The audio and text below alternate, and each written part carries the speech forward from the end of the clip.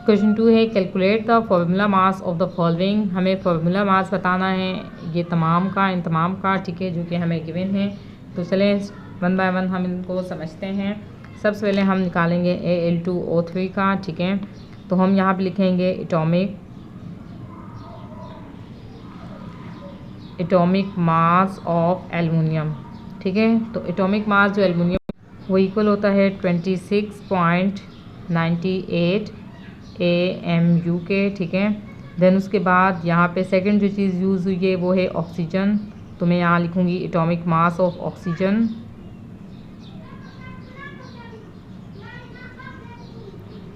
तो atomic mass oxygen का equal होता है 16 AMU के, ठीक है। और हमें यहाँ पे फॉर्मूला मास कैलकुलेट करना है,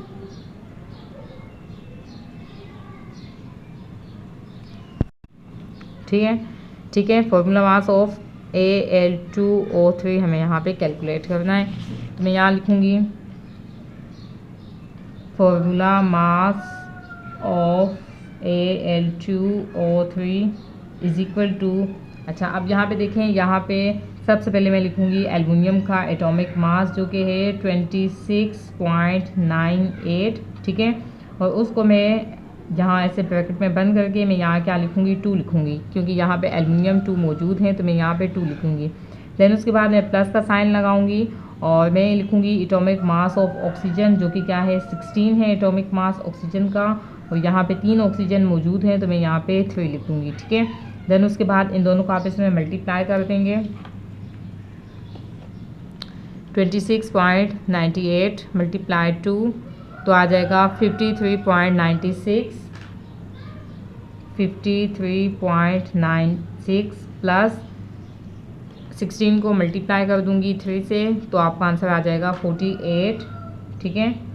अब इन दोनों को आपस में प्लस कर दूंगी 53.96 प्लस 48, तो आंसर आ जाएगा 101.96, ठीक है। तो ये क्या हो गया, ये क्या आ गया आपके पास formula mass of Al2O3 AMU, ठीक है। अब सेकंड है MgCl2।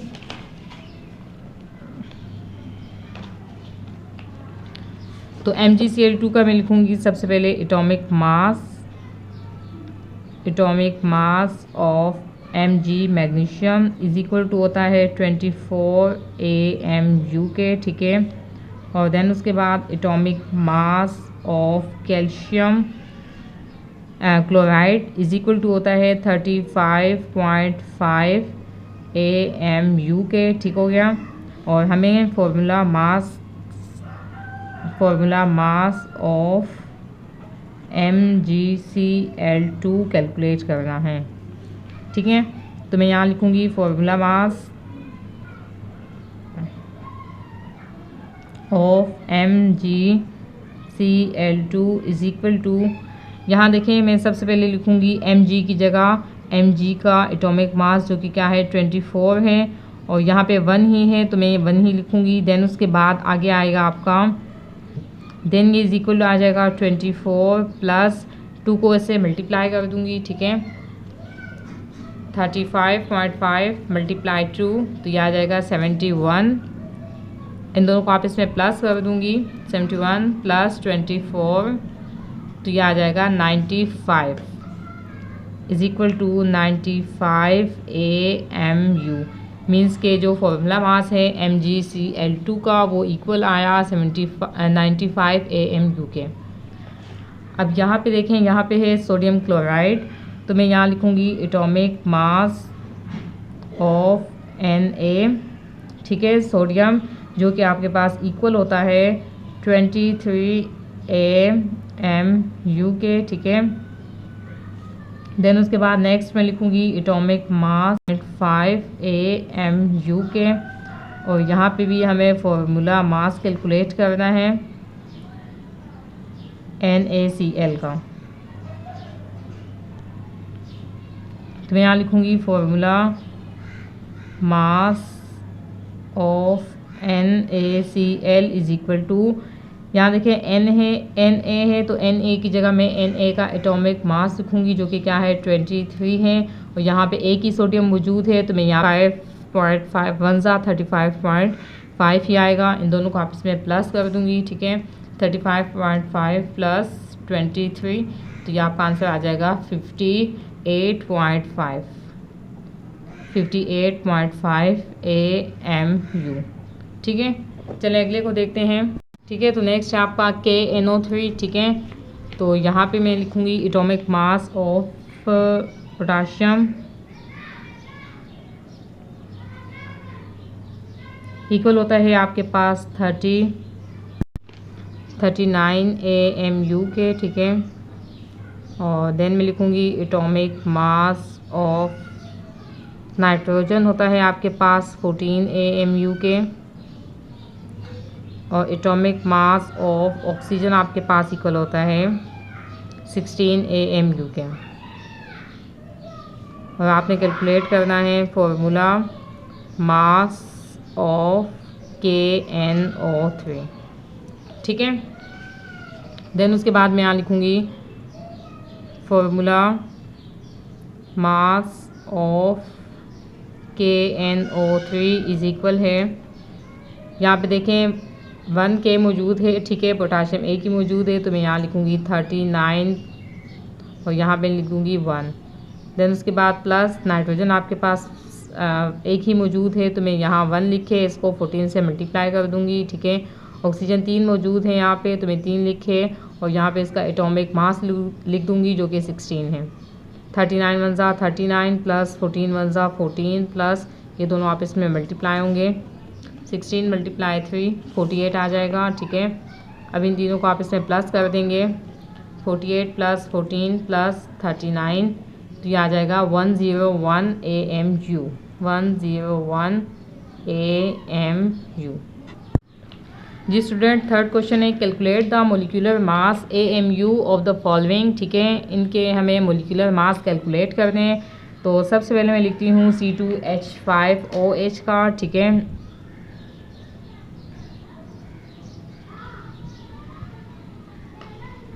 तो मैं लिखूँगी यहाँ पे एटॉमिक मास ऑफ कार्बन, ठीक है।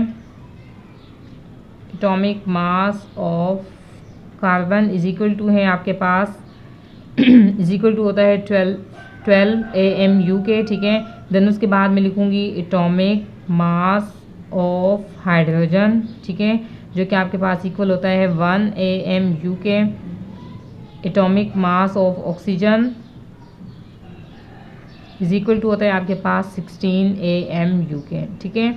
यहाँ पे कार्बन यूज़ किया गया है, कार्बन है, हाइड्रोजन है और ऑक्सीजन है, तो ये तीनों के एटॉमिक मास मैंने लिख दिए हैं। कार्बन इज इक्वल टू है 12 AMU के, ठीक है। Atomic mass of hydrogen equal है 1 AMU के। Atomic mass of oxygen equal है 16 AMU के। और मोलिकुलर मास हमें यहाँ पे कैलकुलेट करना है। मोलिकुलर मास ऑफ C2H5OH हमें यहाँ पे कैलकुलेट करना है। सॉल्यूशन देखते हैं। तो मैं यहाँ लिखूँगी molecular mass of C2H5OH is equal to, यहाँ पे देखें यहाँ पे C2 है, मीन्स के 2 कार्बन एटम मौजूद हैं, तो मैं यहाँ लिखूँगी 2 और उसको मल्टीप्लाई कर दूँगी एटॉमिक मास ऑफ कार्बन से जो कि क्या है 12 है। देन उसके बाद यहाँ पे देखें यहाँ पे 5 हाइड्रोजन मौजूद हैं, तो मैं 5 लिखे उसको मल्टीप्लाई कर दूँगी एटॉमिक मास ऑफ हाइड्रोजन से जो कि क्या है 1 है। देन उसके बाद यहाँ देखें आगे है ऑक्सीजन, तो ऑक्सीजन यहाँ पे एक ही ऑक्सीजन मौजूद है, तो मैं यहाँ 1 लिखे, ठीक है, और उसको मल्टीप्लाई कर दूँगी उसके एटॉमिक मास से जो कि क्या है 16 है। देन उसके बाद हाइड्रोजन है, तो हाइड्रोजन का एटॉमिक मास 1 है, ठीक है, और यहाँ पे 1 ही हाइड्रोजन मौजूद है, तो मैं उसको मल्टीप्लाई कर दूँगी 1 से, ठीक है। मोलिकुलर मास हम ऐसे निकालते हैं कि जितने भी यहाँ पे एलिमेंट होते हैं वहाँ पे उनके जितने भी एटम मौजूद होते हैं उन तमाम का हम सम कर देते हैं, ठीक है। और जितने भी एटम मौजूद होते हैं वो अपने ही एटॉमिक मास से मल्टीप्लाई हो जाते हैं, ठीक है। तो अच्छा अब यहाँ देखें 12 मल्टीप्लाई 2, तो यह आ जाएगा 24, ठीक है। 24 प्लस 5 1 ज़ा 5 प्लस 16 1 ज़ा 16 प्लस 1 1 सा 1, 24 + 5 + 16 + 1, तो ये आंसर आ जाएगा 46। ठीक है, 24 5 16 1 46, ये आपका आंसर आ गया 46 AMU। मीन्स के जो मोलिकुलर मास है C2H5OH का वो इक्वल है 46 AMU के।